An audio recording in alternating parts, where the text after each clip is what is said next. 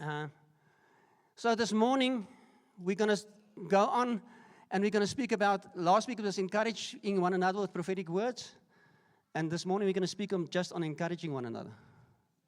So what's the difference? If I encourage you with a prophetic word, it was something that was revealed to the Lord. He showed me a picture or it's divinely inspired. Then I give a prophetic word as encouragement. But we can build one another up by just plainly encouraging one another. I don't wait for the Lord. I don't wait for a prophetic word. I just choose to encourage. So that's what we're going to speak about this morning. So if I speak about encouragement or encouraging, what comes to mind? What does that mean? Thank you, Thomas. Words of affirmation. Come. What? Smiling. Look to your neighbor and just smile. Okay, cool. Wat nog? What comes to mind? Loving one another. So I'll tell you what comes to mind for me. This morning was all about that. It's just beautiful how pre-service prayer, how the things just started to develop, the whole thing about fire. But if I think about encouragement, is that small little fire that's smoldering. And when I come and I blow on it, I encourage it to burn. It's encouragement. I keep on blowing until it's burning. That's encouraging. I also think of the picture last week. We saw it in the video about somebody running. Waar is Anne-Marie? Daar's dit sy. I think about somebody crazy enough to run the comrades. Inspired enough, on fire enough for running to run the comrades. And then there's people alongside the road that encourage.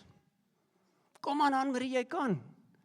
Just keep going. When she's tired, when it feels like she can't go anymore, there's somebody that come alongside and will say, well done, you're doing good. Often in terms of runners, she might not feel that she's doing all that good. You don't know all about my cramps or my body aching, but somebody will come and say, you're doing well, even when you feel you're not doing well.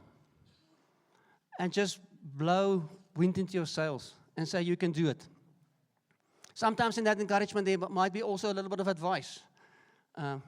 Kom aan, Marie, jy kan. Drink 'n bietjie water. Of wat ook al. So that's what I think. Encouragement. What is the opposite of encouragement? Discouragement. Encourage, discourage. So the question is, if I'm encouraging, when I leave you, do you have more courage when I got to you? So this is not just compliments. This is not just nice words. It's not just being a nice guy. It's, do I bring courage to you? Do I encourage you? I wonder how well I'm doing at that. You must tell me. If I have a chat with you, if we have a coffee together, afterwards, do you feel more courageous? I can do more? If you feel, oh, I can't do it, then I discouraged you. So if we speak about loving one another while building up by encouraging, it's whenever people come into my presence or I'm to their presence, I must leave them with more courage than I found them. So this morning's service is going to look different again. I'm going to read a lot of definitions and things to you because they can just express it better than I can, veral in Engels. So, hier gaan ons. Biblical encouragement is the act of imparting hope, spiritual strength, and courage to others based on the truths of the Scripture. It goes beyond a simple motivational pep talk, serving instead as a deliberate effort to anchor somebody in God's promises, correct their path in love, and point them toward Christ. Mooi, nee? Ek weer lees vir julle. Biblical encouragement is the act of imparting hope, spiritual strength, and courage to others based on the truth of the Scriptures. It goes beyond a simple motivational pep talk, serving instead as a deliberate effort, anchoring someone in God's promises, correcting their path in love, and point them towards Christ. Dit is 'n mondvol. Okay, scripture, 1 Thessalonians 5 verse 11. If you've got a Bible here, please open there. It's going to be on the board, but we're going to go back to it time and time again. So if you have a Bible, please open there. 1 Thessalonians 5. Therefore, encourage one another and build one another up, just as you are doing. So they're already doing it, but it's like do it more. We ask you, brothers, to respect those who labor among you and who are over you in the Lord and admonish you, and to esteem them very highly in love because of their work. Be at peace amongst yourselves. And we urge you, brothers, admonish the idle, encourage the faint-hearted, help the weak, be patient to them all. Okay, there's a lot of English words that are sometimes difficult to understand for Afrikaans guy. So I've got a few in Afrikaans as well. 1 Thessalonians 5. Praat mekaar moed in en versterk mekaar dan met hierdie woorde soos julle trouens reeds doen. Broers, ons vra julle, erken die mense wat so hard onder julle werk en julle in opdrag van die Here lei en teregwys. Betoon in liefde die hoogste agting aan hulle ter wille van hulle werk. Leef in vrede met mekaar. Ons druk julle dit op die hart soos broers. Wees die leegleers onder julle tereg, praat die kleinmoediges moed in, help die swakkes, wees met almal geduldig. Okay, so we're going to look at the scripture today, bit by bit. So the first part says there, verse 11, therefore encourage one another and build one another up. Encourage one another. So dis bemoedig, encourage one another. So the Greek word that is most commonly translated as encourage or comfort is the word parakleo. It comes from the paraklesis, and we're going to go there a little bit later. It literally means to call alongside.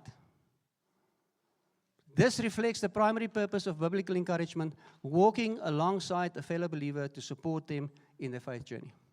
That's what encouragement means, is to call alongside or to come alongside somebody else. That's what the word means. The translation of this word, parakleo, depends on the context, but its primary function is three main ways: comforting and consoling. When somebody is going through suffering or grief, parakleo implies coming alongside them, bringing strength, solace, and relief. It's about offering emotional and spiritual support during hard times. So this, depending on the context, you'll see as we go through the scripture, there's different angles to this word. It also means exhorting or encouraging. The term is frequently used to describe urging somebody to take action. So it's urging to take action, stand firm, or to pursue a righteous life. It is an appeal that builds up the listener, spurs them to good works, and gives them courage. So there's a comforting part, there's an exhorting part, there's entreating or pleading. In certain contexts, the word acts as a strong, heartfelt request or a plea, instead of a demand, commanding. So I almost beg you. It's also a form of encouragement. Please do this. And then this word is, parakleo, is rooted, or is the same root as paraclete. And we know that the Bible talks of the Holy Spirit as the paraclete, as the helper, as the one that comes alongside me, as the advocate. So as the ultimate encourager is the Holy Spirit. Isn't it amazing that we get to do that for other people? As the Holy Spirit comes alongside me and encourages me and helps me and be my advocate, be on my side, I get that to do that for other people.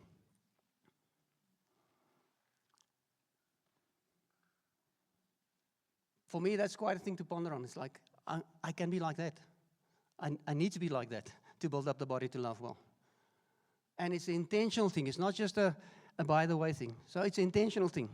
Okay, we're going back to that scripture. Therefore, encourage one another and build one another up, just as you're doing. To build up. What does that mean? To build one another up. So I encourage and we build one another up. That word means actually to build a house or to erect a building. In the New Testament, it's most frequently used figuratively to mean to edify, to build up specifically promoting spiritual growth, wisdom, strength in others. I build you up. In the most common New Testament use, it refers to strengthening the church community. It describes equipping and encouraging people to become a suitable dwelling place for God. So how can I speak to you so that you become more like Christ? When it's used in context of the early Christian church, it points to action, speech, and teaching, and promote mutual growth in faith, virtue, and love. Can we encourage one another to live a different lifestyle? Can we build one another up to something higher? In Acts 9:31, it says, The church, however, throughout the whole of Judea, Galilee, and Samaria, had peace and was spiritually built up. It was spiritually built up and grew in numbers, living in the fear of the Lord and receiving encouragement from the Holy Spirit. So the picture I just saw with this word is somebody building a wall. And all of us are building our lives and building a spiritual wall. And when I get to your wall, can I build you up? Can I add something to you? Can I add a brick? Can I leave you in a higher state, a better state than when I find you? I'm building you up.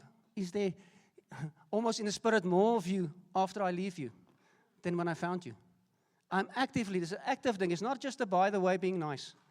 Is when we meet together, where are you in your journey? Can I add something to that? Can I add a brick? Or if you need just a little bit of cement, can I add that to you? What do I have to add to you? Okay, we continue the same scripture. Verse 12. We ask you, brothers, to respect those who labor among you and are over you in the Lord and admonish you. So part of encouragement is admonish. En Afrikaans, ek vermaan. Ek vermaan julle of ek teregwys. The Greek verb meaning admonish is to warn or to instruct. It literally translates putting senses into the mind. That's two words. That means putting sense into the mind, referring to a reasoning with someone to correct their thinking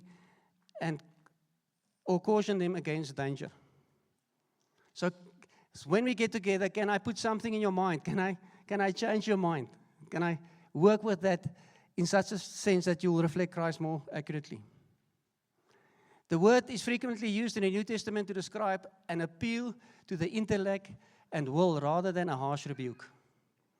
So it's nie ek raas nie, but it's with teaching I make an appeal, or with logic I make appeal to your mind to change your ways. Rather than just yelling at somebody, it implies coming alongside them gently to reprove, warn, or guide them toward better judgment. I see this wall you're building is not all that straight. So I'm going to come alongside you. And I'm going to give you insight. I'm going to try and change your mind how you're going to build or how you shouldn't build. It's also encouragement.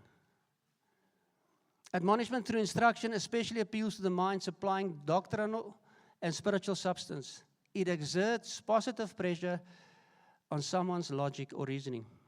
It urges them to choose God's best or to turn to God. Maak die definisies vir julle sin as ek dit so vir julle lees? Sê dit beter as wat ek kan. It's trying to speak to your mind to change your ways. And I think that's often what we do on Sundays. It's part of that, but it applies to everyday life, and we're going to come back to the word just in a minute. It's not just limited to Sundays. Okay, we continue. Verse 14. And we urge you, brothers, admonish the idle. We urge you. It's also the same word as encourage. We urge. Ons druk dit op die hart in Afrikaans. Ons versoek. In the Amplified, that verse reads, we earnestly urge you. So that speaks of there's an intensity. It's not just I encourage you by the way or something. No, there's a urgency and activity and intentionality in my urging you. Again, is that Greek word, parakleo, calling to one side. It carries deep theological and practical meaning, encompassing the action of exhortation, comforting, encouraging, and entreating. So that word parakleo is translated in the New Testament in various words, comforted 11 times, but urging 17 times. It's one of the most uses is when I encourage you, it's like, hey, come on, man, I'm urgent, I'm urging you, I'm almost pleading, I'm almost begging. Come on, you can do it. It's not just like a passive thing. It's very intentional. Ephesians 4, verse 1, I therefore, as a prisoner of the Lord, urge you to walk in a manner worthy of the calling to which you've been called. You get it? There's an intensity. There's a eagerness. Okay, we continue. Verse 14. We urge you, brothers, admonish the idle. Admonish the idle. In another translation, it reads, my friends, we beg you to warn anyone who isn't living right. This is part of encouragement. We beg you to warn anyone who's not living right. In Amplified, it reads, and we earnestly beseech you, in that intensity, brethren, to admonish, warn, and seriously advise those who are out of line, the loafers, the disorderly, and the unruly. So, admonish. The same word we had earlier, but now it's for everybody. Admonish is vermaan of teregwys. It means to warn, to instruct. It involves reasoning with someone, gently reproving them or cautioning them about impending danger or wrong behavior. Unlike simple teaching, which provide information, this word specifically seeks to shape a person's behavior by appealing to their logic, conscience, and urgency. So it's not just good information. I'm really trying to change your mind about this thing. It's sometimes translated also as a reprimand or rebuke. That's part of encouragement. The question is just, what is my heart? Why am I doing that? From what source?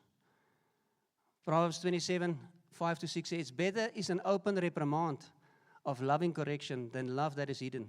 Faithful are the wounds of a friend who corrects out of love and concern. But the kisses of the enemy are deceitful. You know, so for some of us, this is hard, having the difficult conversation. But this morning, as you can see, if my heart's position is to build up, to fan into flame, then it makes it slightly easier to have the hard conversation.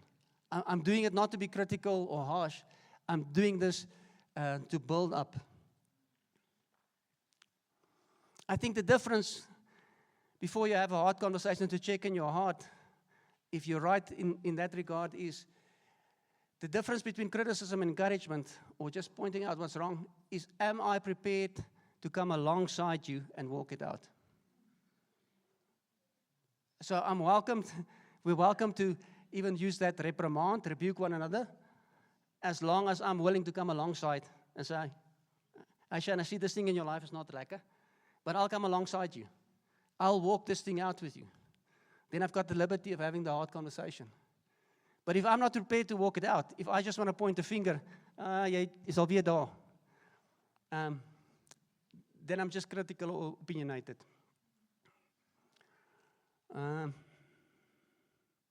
Yeah, and it's just something to be aware of. I see, I do it as well. As often in areas where I had a breakthrough, it's very easy to be very critical about other people. We'll not speak about my other flaws, but I had a breakthrough in this area, so I'm going to help everybody with.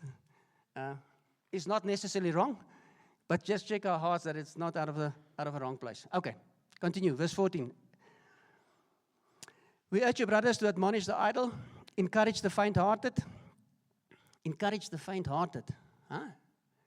Afrikaans praat moed in, of troos. It's part of encouragement. In different translations, it reads different, just to understand what it means to encourage the faint-hearted. What's faint-hearted? Encourage the timid, those who lack spiritual courage. That's what the Amplified says. So if I see somebody that lacks spiritual courage, it might be in so many areas, but it might be people that don't want to step out in the gifts. They just faint-hearted. They can't do that. Oh, Thomas did it well this morning. He encouraged everybody to come forward. Those who have lacked the courage to come forward. It also reads To comfort the discouraged, encourage those who are afraid. In another translation, it says, if people are afraid, help them to be brave. Yes, that's a beautiful. So it's not just saying something, it's coming alongside them, it's helping them to be brave if they are afraid. Console the downcast, another translation reads, comfort those who feel that they cannot keep going on. Encourage the faint-hearted.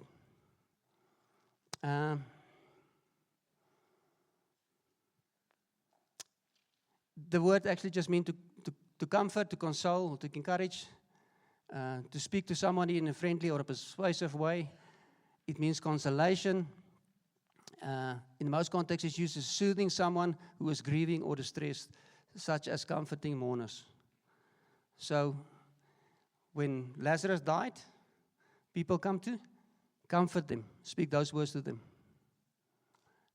Encouragement and exhortation is also carried in the sense of urging, motivating, or advising someone with kind words to take a specific action or to maintain courage. Okay. Then the last one, verse 14. And we urge you, brothers, admonish the idle, encourage the faint-hearted, help the weak. Help the weak. Support those who are weak, uphold the weak, take tender care of those who are weak. It's all different translations for that.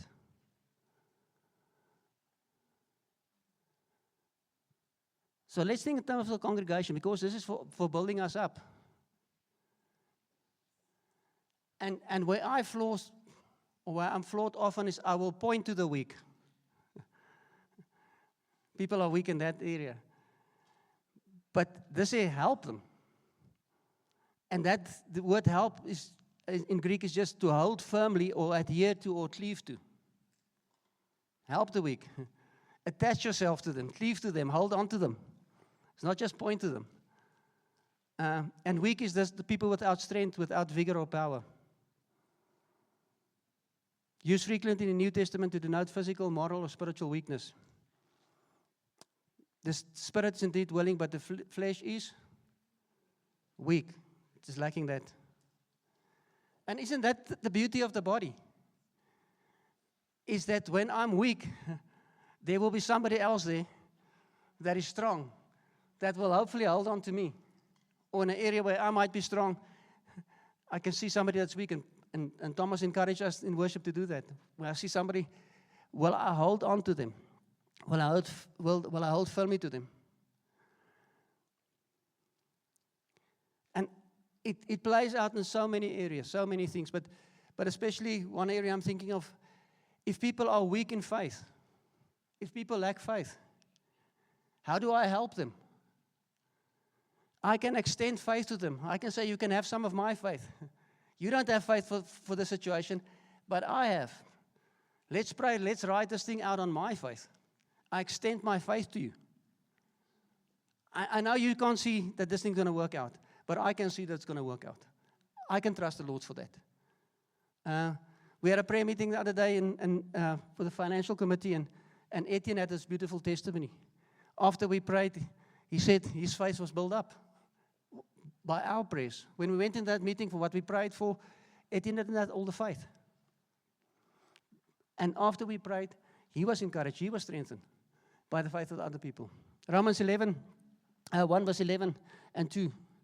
For I long to see you that I may impart to you some spiritual gift to strengthen you. That is that we may be mutually encouraged by each other's faith, both yours and mine. Beautiful name. Okay, last one. We urge you, brothers, admonish the idle, encourage the faint-hearted, help the weak, be patient with them all.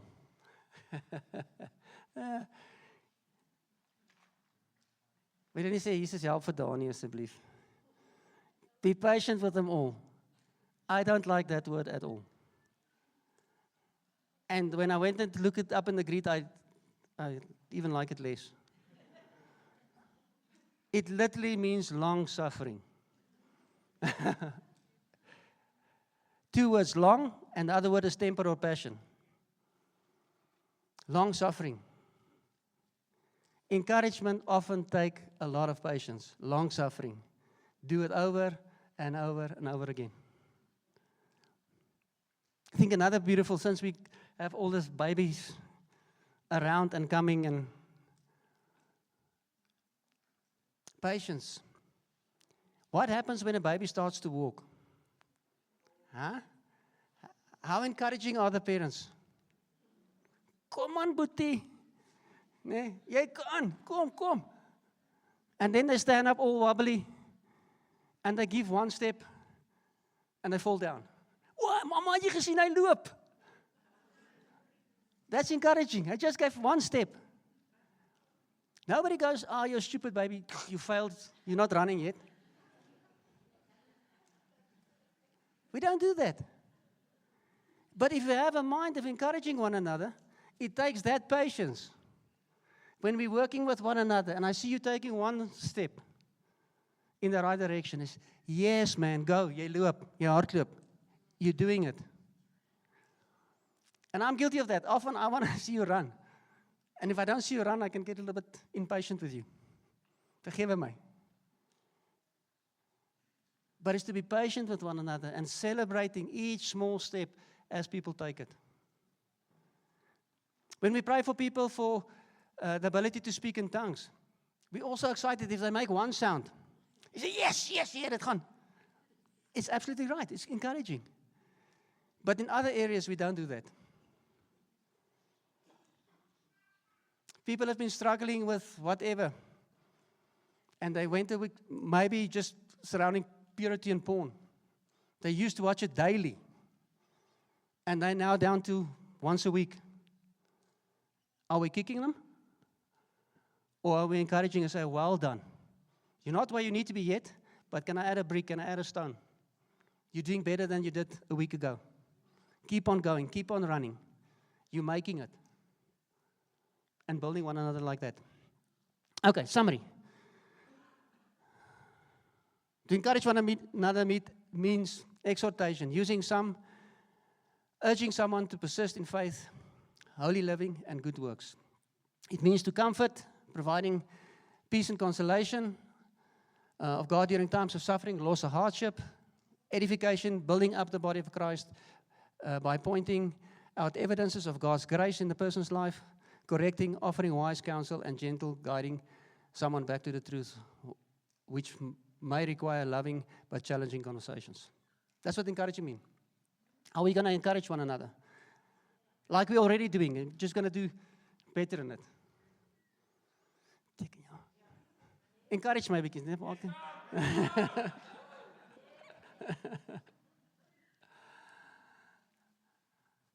And that means a balance. We need to have a balance. For some people, it's easy to correct and difficult to pull, and for others, the other way around. And we need to have a balance. We must do both of them well. Somebody said earlier this week, I heard this quote, our job as Christians is to comfort the afflicted and to afflict the comfortable. That is the balance we need to walk in. To comfort the afflicted and to afflict the comfortable.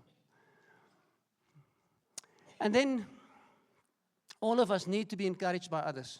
And all of us need to encourage others. It's a two-way street. But I also need to encourage myself, and I'm going to land with that. So we live in a body, that's the beauty of the body, where I can be encouraged and where I need to give encouragement. But there's also a place where I need to encourage myself.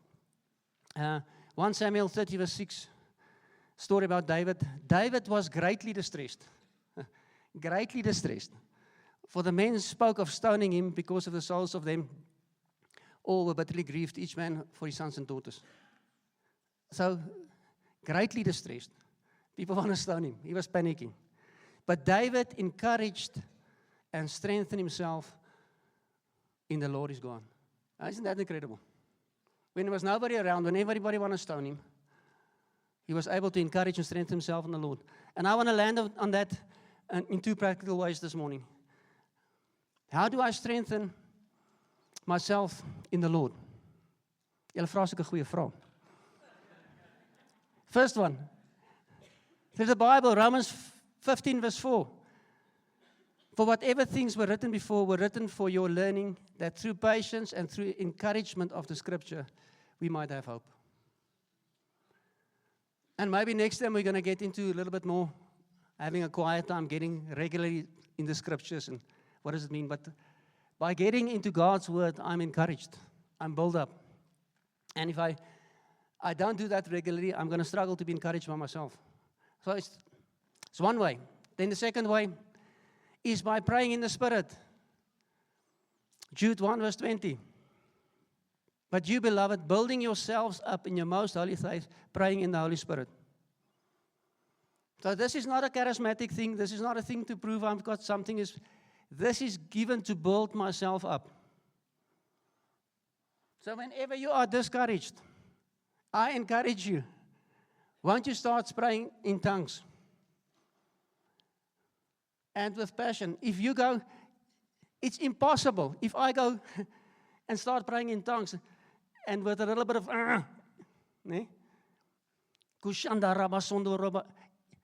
if I let go like that, I can't stay discouraged. It's impossible. Julle hoor nie wat ek sê nie. If you feel down, if you feel depressed, if you feel discouraged, just get to a place where somebody can't hear you and then you just gooi, laat vaai. Hart in your taal. If you go like 5 minutes like that, you will be encouraged by the Spirit. I can do it for myself. It's good within the body, but sometimes we don't have somebody around us.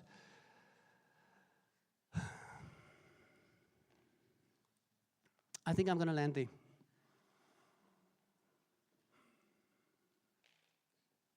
We need to disciple one another.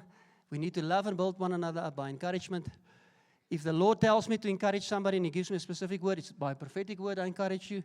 But if I don't receive that, I can just decide, today I'm going to encourage. I'm going to choose whenever I'm in a conversation. Hopefully people will leave with more courage than when they entered the conversation. That's something I want to live. I'm not there yet, but that's what I'm aiming for. It's an intentional thing to build people up and to encourage them. Okay.